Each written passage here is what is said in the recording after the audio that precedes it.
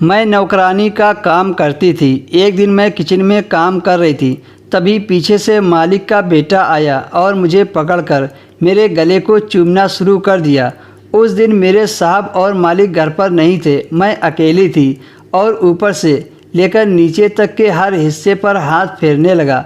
मैं बहुत ज़्यादा डर गई थी, इसलिए मुझे कुछ पल तक तो समझ में नहीं आ रहा था कि मेरे साथ ये सब हो क्या रहा है। लेकिन मैंने किसी तरह अपने आप को संभाला और उसे धक्का देकर अपने से दूर कर दिया और चिल्लाने लगी। तब उसने हाथ से मेरा मुंह बंद कर दिया और कहा, यहाँ तुम्हारी आवाज़ सुनने वाला कोई नहीं है, इसलिए चिल्लाने का कोई फ़ायदा नहीं है। तुम्हारे लिए अच्छा यही है कि तुम चुपचाप हमारी बात मान लो।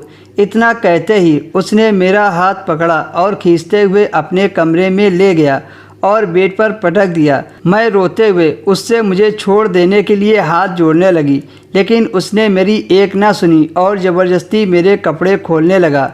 मैंने उसे रोकने की बहुत कोशिश की और काफ़ी देर तक उससे लड़ती भी रही, पर वो मुझसे कहीं ज़्यादा ताकतवर था, इसलिए देखते ही देखते उसने मेरे सारे कपड़े उतार दिए। फिर वो मेरे ऊपर लेट गया और मेरे होंठों से लेकर छाती तक काफ़ी देर तक चूमता रहा। तभी अचानक मुझे एक ज़ोर का झटका सा लगा और अब वो अपने गलत इरादों को पूरा करने में कामयाब हो गया। वो काफ़ी देर तक मेरे साथ ये सब करता रहा। फिर जब उसने अपना मकसद पूरा कर लिया तो उसने मुझे इसके बारे में किसी को ना बताने की धमकी दी। मैंने अपने कपड़े पहने और वहाँ से निकल आई। घर आते ही मैंने माँ को सब कुछ बता दिया।